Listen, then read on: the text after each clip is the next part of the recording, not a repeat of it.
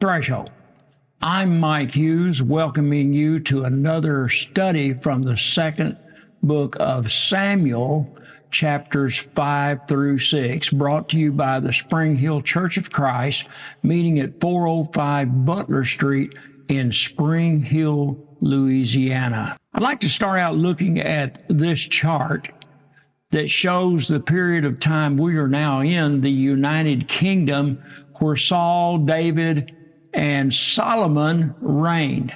We've been through Saul's reign. We're now in the beginning of David's reign. We left last time as him being king over Judah alone, and we will see today how he becomes king over all of Israel.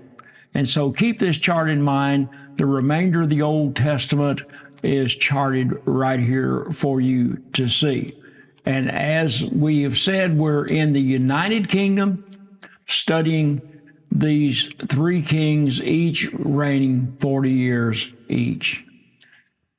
2 Samuel can be divided into three divisions: the triumphs of David, chapters 1 through 10, the transgressions of David, chapter 11, and the troubles of David, chapter 12 through 24. We are in the beginning in the triumphs that we come to of David in this study. Our study will take us into 2 Samuel, where we will see, as we saw last week, it started out David mourning for Saul and Jonathan, and then we began to see his successes as pictured on this chart we have on the screen. And our first section, looking at it in four different sections here, David is going to be crowned king of Judah, but Saul's son still rules, Ahishbosheth, and the houses of David and Saul will battle 6 or 7 years. As Saul's house weakens, David's house receives strength. Once again, the plot we see, the plot of 2 Samuel, we see the political triumphs, the spiritual triumphs, the military triumphs, David's triumphs, and then we get on the peak and we're down the other side. We have David's transgression at the peak. We have troubles in David's house, troubles in the kingdom. And so with that, the book of 2 Samuel records the highlights of David's reign, first over the territory of Judah and finally over the entire nation of Israel. It traces the ascension of David to the throne, his sins of adultery and murder, and the shattering consequences of those sins upon the family and the nation. The two books were once one book, one continuous account in the Hebrew text, but English translations following the Greek and Latin translations divide the book into two books. Like 1 Samuel, 2 Samuel is anonymous, but was probably composed by an unknown prophet who compiled written chronicles of prophets such as Nathan and Gad the seer, 1 Chronicles 29:29. In addition to these prophetic writings, sources, the compiler evidently used another source called the book of Jasher, we have reference to in chapter 1, verse 18. The date of the writings of 1 and 2 Samuel are thought to be sometime after the death of Solomon and the division of the kingdom in 931 BCE, but before the destruction of Samaria and the Assyrian captivity of the northern kingdom, 722 BCE. Likely that Samuel was composed early in the divided kingdom, perhaps around 900 BCE. 2 Samuel records the major events of David's 40-year rule. His reign in Hebron begins in 1010 BCE and ends in 1003 BCE, and his 33-year reign over the United Kingdom and Judah and Israel, that is, the United Kingdom, lasts from 1004 to 970 BCE, that is before the Common Era. Here is a chart that I've redone that I've had over the years, a historical parallel of Samuel, Kings, and Chronicles. Take a close look at this chart. We find the timeline begins somewhere around 1107, you could say, the time that it covers. And we'll see the parallel.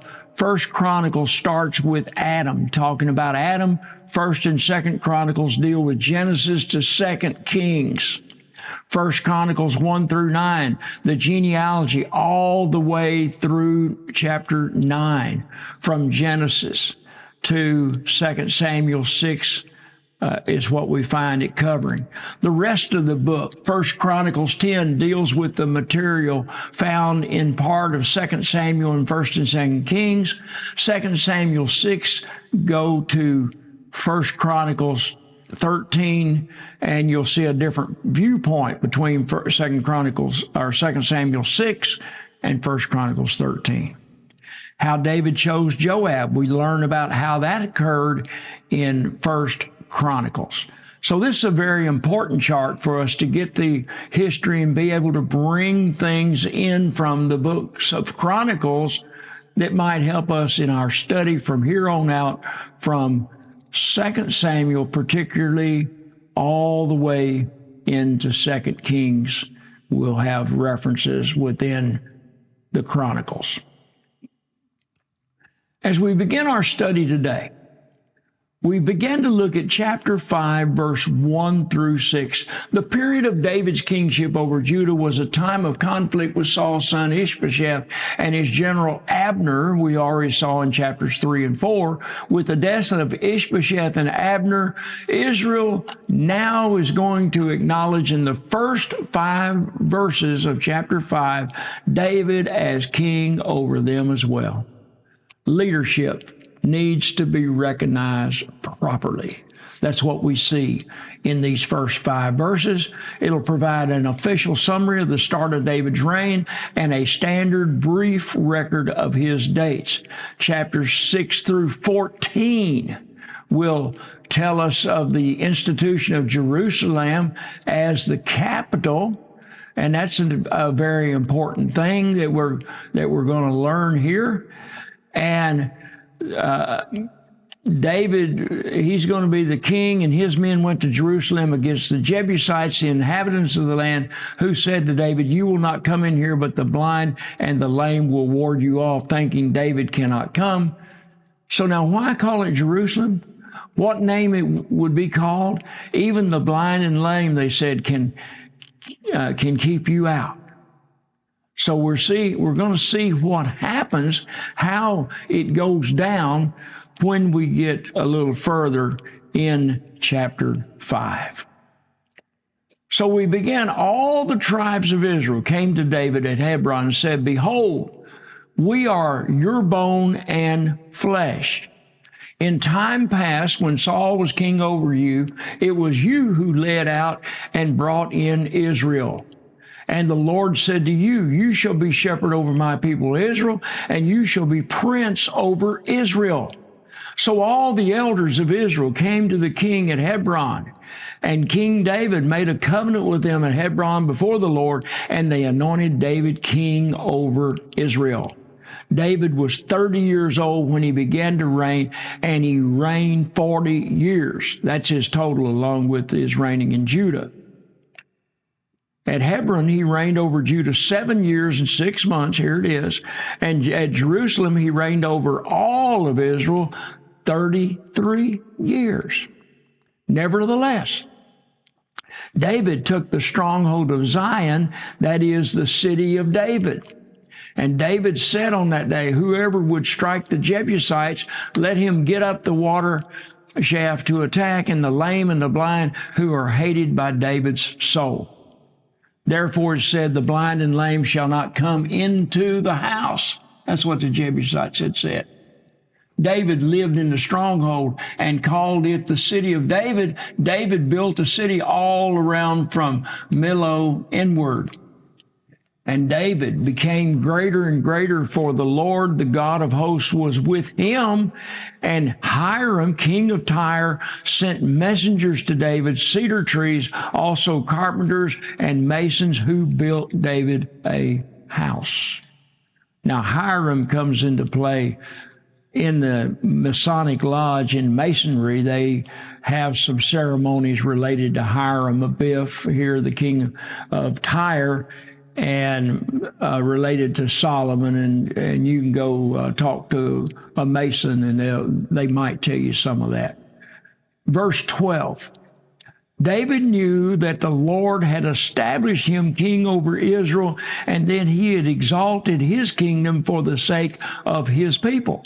David took more concubines and wives from Jerusalem after he came from heaven, and more sons and daughters were born to David.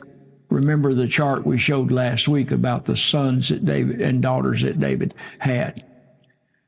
And these names are those who were born to him in Jerusalem. Here they are: Shammua, Shabbat, Nathan, Solomon. Remember that name.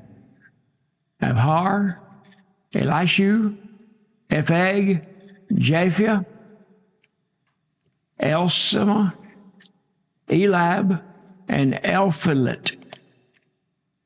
So now we're going to see David goes out and is going to defeat the Philistines. Verse 17 beginning. When the Philistines heard that David had been anointed king over Israel, all the Philistines went up to search for David. But David heard of it and went down to the stronghold. Now the Philistines had come and spread out in the valley of Rephaim. And David inquired of the Lord, "Shall I go up against the Philistines? Will you give them into my hand?" And the Lord said to David, "Go up, for I will certainly give the Philistines into your hand." And David came to Baal Perazim, and David defeated them there. And he said, "The Lord has broken through my enemies before me like a breaking flood." Therefore, the name of that place is called Baal Perazim. And the Philistines left their idols there, and David and his men carried them away. And the Philistines came up yet again and spread out in the valley of Rephaim. And when David inquired of the Lord, he said, "You shall not go up. Go around to their rear and come against them the opposite the balsam trees. And when you hear the sound of marching in the tops of the balsam trees, then rouse yourself, for the Lord has gone out before you to strike down the army of the Philistines." So with God's help, David strikes down the army of the Philistines. David did, notice this, as the Lord commanded him, and struck down the Philistines from Gibeah to Gezer. So now, why hasn't the ark been in Jerusalem? It had been in a heathen city. And so now David is going to go up and he's going to conquer this city, and he names it Jerusalem. So now in chapter 6, it's time to go get the ark and bring it to its proper place, Jerusalem.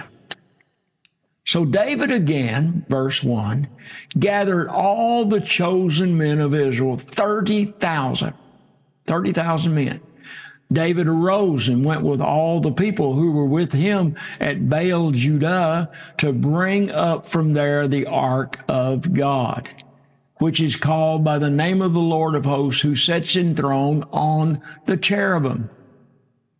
And they carried the ark of God on a new cart, brought it out of the house of Abinadab, which was on the hill. Now notice that, a new cart. And so with the ark of God, and Ahio went before the ark. David and all the house of Israel were celebrating before the Lord with songs and lyres and harps and tambourines and castanets and cymbals. And when they came to the threshing floor of Nacon, Uzzah put out his hand to the ark of God, took hold of it, for the oxen had stumbled. And the anger of the Lord was kindled against Uzzah, and God struck him down there because of his error, and he died there beside the ark. Now remember, God had told them how the ark was to be transported. It was to be transported on staves by, you recall, the house of Korah, part of the Levites. That's how they were supposed to be transported. And when Uzzah tried to help God steady the ark, then that's when God struck him dead. And David was angry because the Lord had broken out against Uzzah, and that place is called Perez Uzzah to this day. That is the day of the writing of 2 Samuel. And David was that day, and he said, "How can the ark of the Lord come to me?" Well, all he's got to do is read Leviticus and find out how to transport it, right? So David was not willing to take the ark of the Lord into the city of David, but David took it aside to the house of Obed-Edom, the Gittite. And the ark of the Lord remained in the house of Obed-Edom, the Gittite, 3 months, and the Lord blessed Obed-Edom and all his household. And it was told King David, "The Lord has blessed the house of Obed-Edom and all that belongs to him because of the ark of God." So David went, brought up the ark of God from the house of Obed-Edom to the city of David with rejoicing. He was glad to bring it. And so there we have that reading. So now notice, if you will, David's triumphs that we have seen to this point. David was a man after God's own heart. We learned in 1 Samuel chapter 13, verse 14. And we learn that is his complete will. His will was completely committed to the will of his Lord.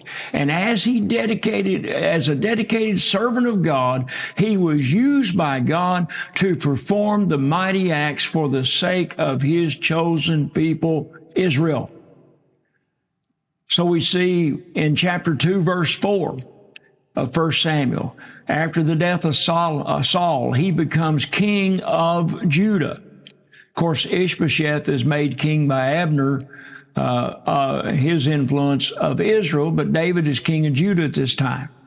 And then in chapter 5, verse 3, David is chosen as king of Israel, which makes him over all the kingdom. And now he conquers Jerusalem. And then the last thing we see so far is that the return of the ark. David gets the ark and returns it to its rightful place, Israel. And when those who bore the ark of the Lord had gone 6 steps, he sacrificed an ox and a fatted lamb. And David danced before the Lord with all his might, and David was wearing a linen ephod. So David and all the house of Israel brought up the ark of the Lord with shouting and with the sound of the horn. As the ark of the Lord came into the city of David, Michal looked out of the window and saw David leaping and dancing before the Lord, and she despised him in all her heart. Remember, she at once loved him. Probably, they say, the only woman that probably loved David. She had, but now she's feeling jilted, I guess. Of course, it was her dad that took her away from David and gave her to another man. She now despises him with all her heart. And they brought in the ark, set it in its place inside the tent that David had pitched for it. David offered burnt offerings and peace offerings before the Lord.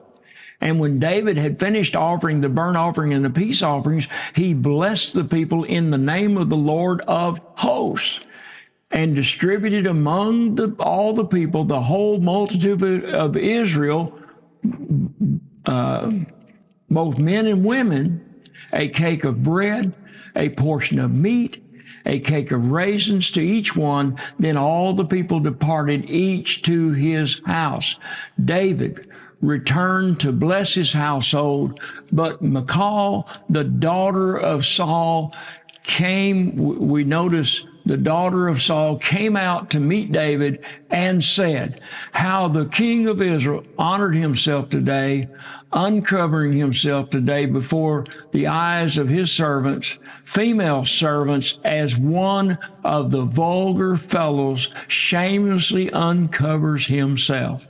She just chides him real bad about this.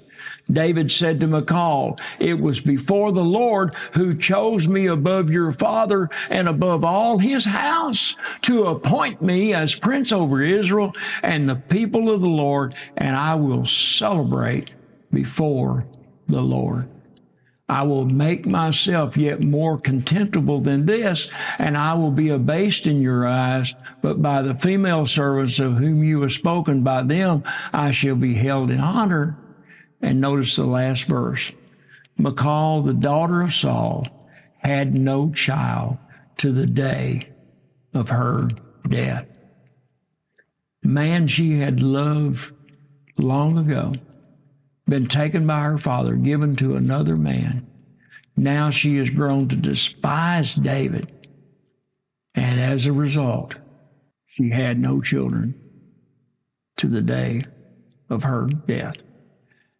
In our next study, we will be discussing, Lord willing, 2 Samuel chapter 7 through chapter 12.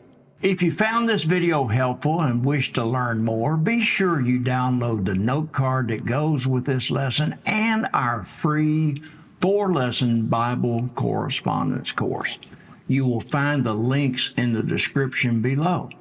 We here at the Spring Hill Church of Christ, meeting at 405 Butler Street in Spring Hill, Louisiana, want to help you with your growth in your knowledge of God's Word. Remember, we are in it for the likes and the subs, so be sure to like us, subscribe to our channel, and tell others. Thanks for watching. In the meantime, in between time, we will see you next time. Cheerio, mate. And with that, Bob's your uncle.